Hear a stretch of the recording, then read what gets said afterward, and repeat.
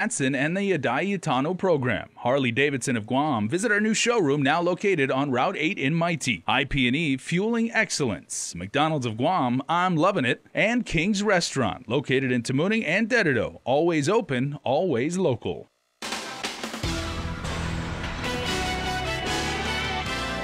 Coming up on Primetime, the search is on for a new airport chief of police as the current chief, Bob Camacho, has announced his retirement. Plus, a local family wants answers after the questionable death of a loved one being held at a Las Vegas prison. And today was Giving Tuesday. Find out what people did on this International Day of Caring. Hey everybody, I'm Jason Salas. Thanks for tuning in. Changes in government agency heads are going to happen very, very soon, as you know. And already there's a major position to fill in the Guam International Airport Authority. According to the agency's website, they're currently accepting applications for the Chief of the Airport Police.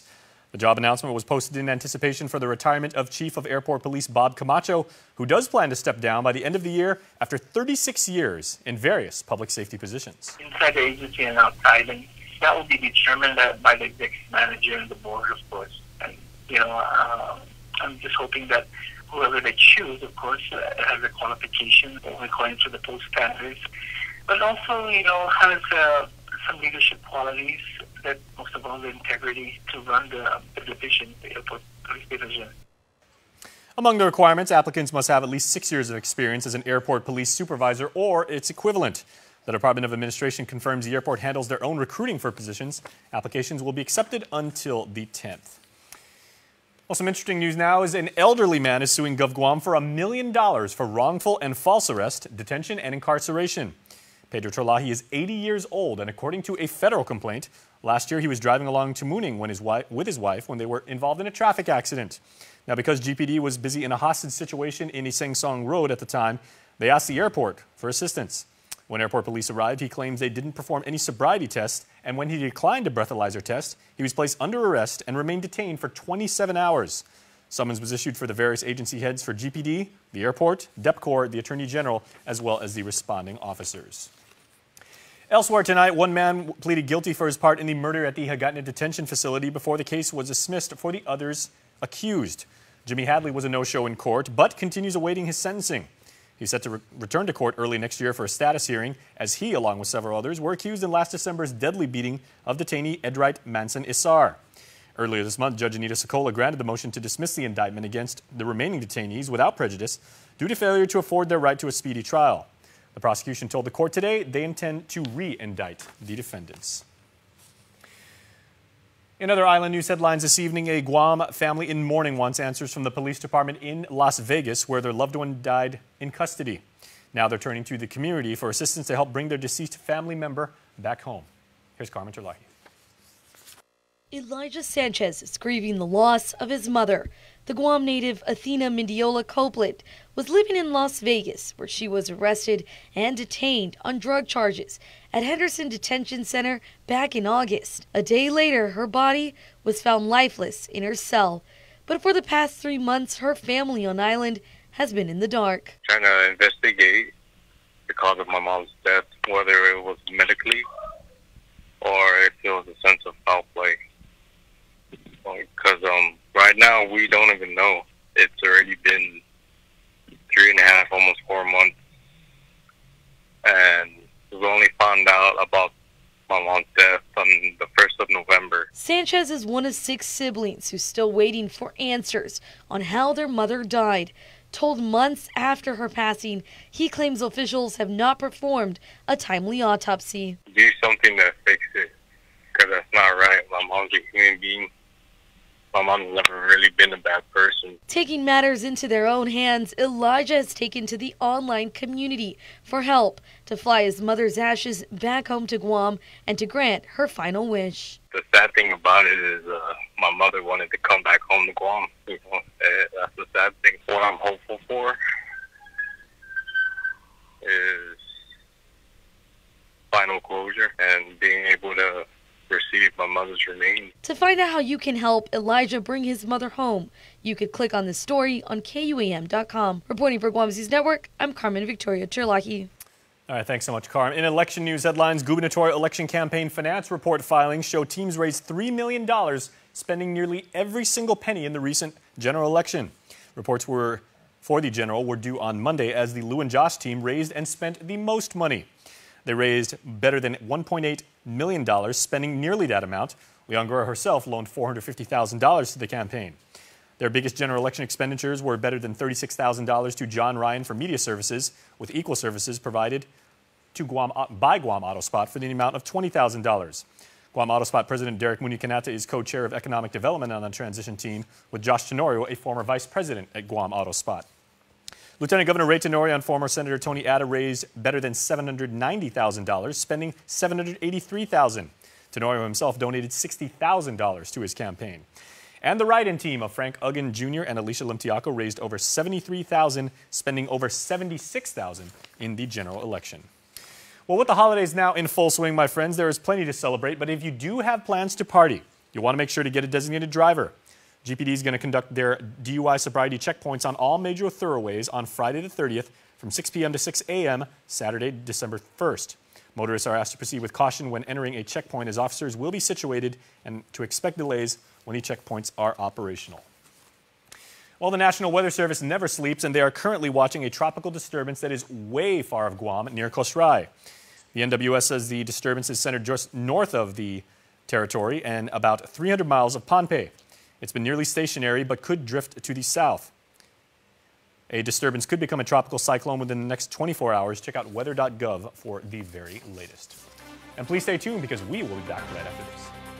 There are more ways to experience Guam via KUAM News, giving you what you want, when you want, and how you want it. From smart devices, Alexa, what's in the news? Here's your flash briefing. Over the web, on mobile, on streaming platforms, with immersive, interactive formats, and via social media where it's more than just content, it's conversation. More ways to keep you informed and entertained whenever you want it, wherever you are, on whatever device you're using.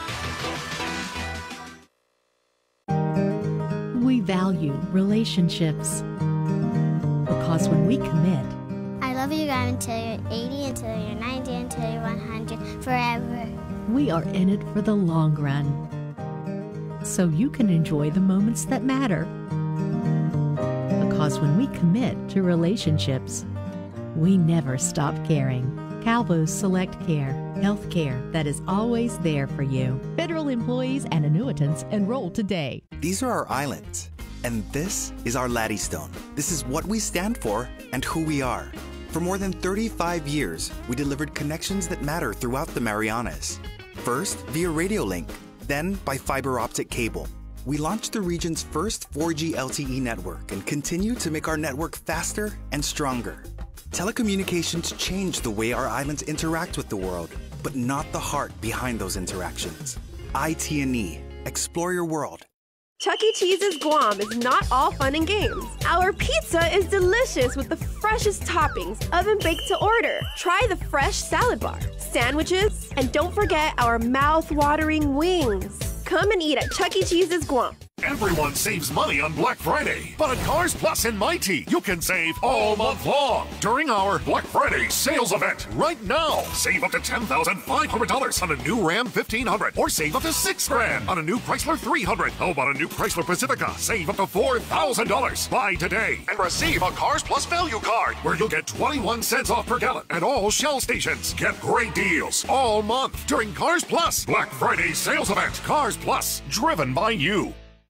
At Pizza Hut, we're more than just $7.99 medium one-topping pizzas. Whoa, wait, medium pizzas? For $7.99? And all these sides, $7.99? I'm speechless. The new $7.99 lineup, because no one out-pizzas the Hut. Welcome back. Here's Saipan headlines. Half a day, Guam. Here's what's making news in the CNMI. Last week, the casino closed their doors. This week on Monday, they reopened their doors for one shift, 6 p.m. to 2 a.m. And also this week, they laid off over 100 employees. Today, those employees are here protesting. IPR! IPR! IPR! The signs say, hear us, and we need answers. All of us got laid off.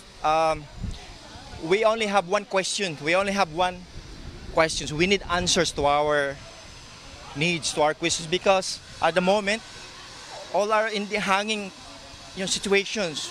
If we answer questions, Nobody can give us right answer. These Imperial Pacific International CNMI casino employees received a memo on Wednesday, November 21st. What position did you have in the casino? I'm a dealer. You're a dealer? Yes. Okay, and you had no prior notification of being told that they were going to be making these layoffs? It was just sudden? No, it's sudden. They just call you, go to the casino at this time, the employee dining area, and then from there they just present you the layoff letter dated, for example, dated today, and then you have to sign. Because if you don't, they will tell you that they will be terminating you instead. As the word termination is something each of these employees did not want to have on their resume, signing the letter that stated the reason for these layoffs. What did they tell you the reason for these layoffs and the cutting of hours? They just said on the memo that it's because of the typhoon, that the business has been badly affected, which on our end, you cannot say that you are affected because the building, as you can see, is still standing. And you have power? We have power. And see, they're doing some renovations and they are operating right now. So on our end, why are you reasoning out that the business has been badly affected for the layoff? Because they're using the typhoon as a reason to get us out, because they're saying that there are no tourists coming in, there are no big players, there are no high rollers coming in, so they have to cut manpower. Cutting manpower and also necessary communication. The problem is we're not being able to communicate with upper management, which is the basic thing that we need to do. We need to communicate with each other so that we can come up with something that we can agree upon. Like, it's not, because what's happening is they're leaving us hanging. We don't know what to do, we don't know where to go, and even the typhoon, we were not properly assisted. In terms of relief, nothing was given to us. One employee received an answer by IPI HR today in regards to a pay discrepancy. I went to the payroll department and I asked them how come our last paycheck has discrepancy, and then our AVP went to the payroll department and then he asked the payroll what happened. So it looks like there is something wrong with the workforce. Actually, they didn't give that documents on time to payroll department. That's why they didn't process that early. That's why we have this discrepancy with our payroll. And this is what she has to say in response. That's their negligence. They should have processed that one earlier on time. If they don't have enough manpower to work on it, then they should have asked more manpower so that the staff will not be. Because you know me, I only got $85 in my last paycheck, considering I have PTOs left. Amongst the many questions, one man says this is the #1 concern. About the 7 days severance pay. So it should be based on I'm not expert with the law, but what I've read in there, it should be 60 days. And they gave you 7 days. Got 7 days. And the reason is that the company struck by typhoon. That's all that we need here. You know, it's the right payment, our right to collect payment. We understand that we are laid off. Okay, we understand that we are laid off. The only thing that we need is the answers to our questions and payment that we are hoping for. I hope Mr. Mark Brown will come here and talk to us. KSPN2 News reached out to IPI for an exact number of employees laid off and the reason for the layoffs. As of news time, we have yet to receive a response. Reporting for KSPN2, I'm Adriana Cotero. Watch these top stories and more at saipantv.com. For KSPN2, I'm Adriana Cotero. Well, more than 200 Guam National Guardsmen are in Saipan assisting in the recovery and rebuilding efforts. Here's Joan. Colonel Travis Delk is a Joint Task Group Saipan commander and is overseeing ground operations. There's approximately 360 Army reservists, as well as on the National Guard side from Guam, there's just over 200 currently right now on the ground, as well as numerous other, but in smaller number, Air Force, Navy, Marine Corps Reserve. He says immediately after U-2 passed through Saipan, Army Reserve soldiers were quickly activated through the Reserve Center there, and soon after, additional soldiers arrived to support the disaster efforts. They're identified to provide certain types of capabilities that are most widely identified, normally previously identified as being needed to provide this type of support and response to most quickly get the local people and economy and the government on its feet again, up and running as soon as possible. The reserve forces are involved with many FEMA missions, some which include a federal staging base to support FEMA activities such as power generation, the emergency commodity distribution, which provides food, water, and other critical supplies to island residents, and temporary housing and sheltering. That will assist in local efforts to get the residents back into a shelter. It could be a tent, in which reserve forces have set up many tents, over 500 to date, as well as a TARP mission that is beginning its production, and other housing roof repair efforts that are also just at the initial stages. Other missions include loading and offloading of aircrafts, ground transportations and operations, and the removal of debris from roadways and residences. Delk adds that as of November 21st, Joint Task Group Saipan has distributed more than 332,000 gallons of bulk drinkable water, distributed supplies to more than 2,300 homes, translocated over 10,000 cubic yards of debris, as well as much more food, water, and other related accomplishments. We very much appreciate all the support that we've been getting from the local people here in Saipan, as well as the support in Guam.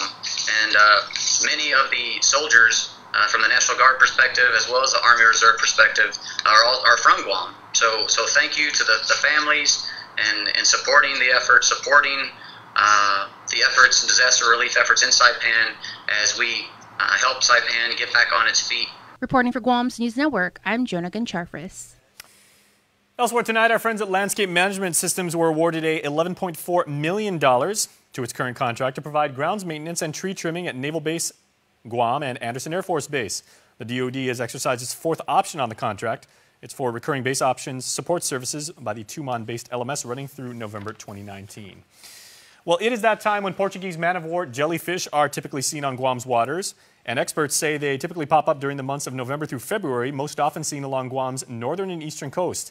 If you spot them, do not touch them, as it can cause a very painful sting. They can be very dangerous to you. Please report it to officials at the Department of Agriculture. Their number is 735-0289. Well, with today being Giving Tuesday, several schools from the southern end to the northern tip of the island made generous donations of canned goods and toys for those who are in need this holiday season. We want to send a very, very big thank you to the schools we stopped by today: Mount Carmel Catholic School, Atacao Elementary School, and Upi Elementary School. Make sure to check us out on KUAM News Extra, because we've got a special treat for those of you who participated and those of you who want to see how everybody gave back. It was wonderful. Now, speaking of Giving Tuesday, a pair of cousins at Bishop Baumgartner Memorial School spent their afternoon at the Mayor's Council of Guam, donating canned goods and water for Super Typhoon U2 relief efforts. Evie Quintanilla and Landon Camacho very graciously donated as part of a school service project. Since their stores might be knocked down, we can donate food to them so they have food and water. When I have something but they don't, I could give it to them because I don't need it that much as they do. Happy Giving Tuesday! The sixth graders hope their favorite canned goods go to kids affected by the typhoon. The Mayor's Council will deliver the food to Homeland Security for distribution on Saipan and Tinian. Excellent work, kids. Good job. All right, stay tuned. Sports is coming up next.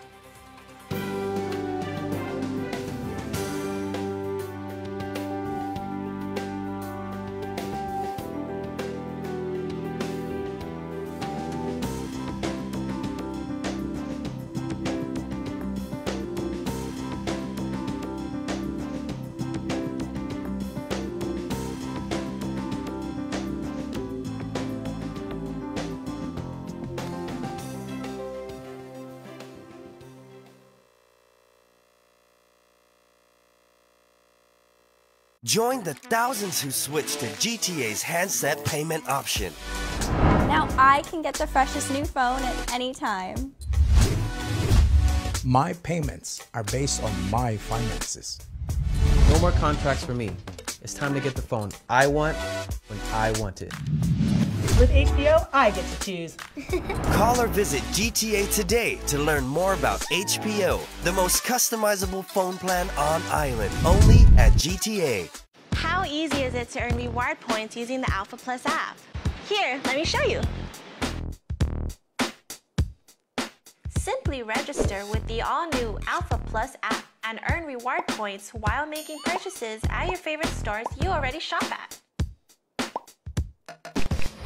Just present the app to any authorized representative to earn your points. Now that was easy. Alpha Plus, make every day a plus. Wow! Wait, what? Everyone's excited about the Chevy vehicles at the Chevy Black Friday sales event. I could get used to this. Wow. And you will be too when you get 0% financing on our award-winning Chevy cars, trucks, and SUVs. How is that even possible?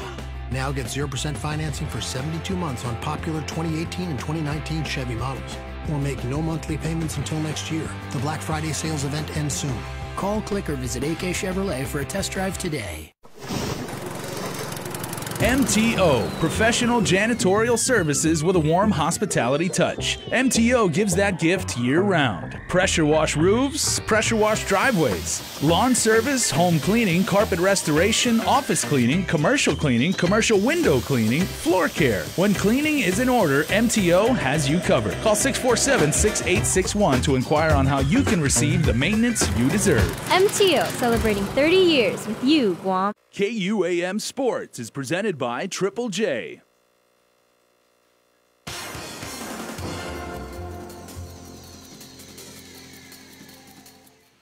What's up, Guam? Dave Delgado here for KUAM Sports, brought to you by Triple J. Tonight on the show, I have some basketball highlights from our men's national basketball team as they picked up the win over Fiji in the FIBA Asia Cup qualifier. But first off, some 5K footage for you. Check it out.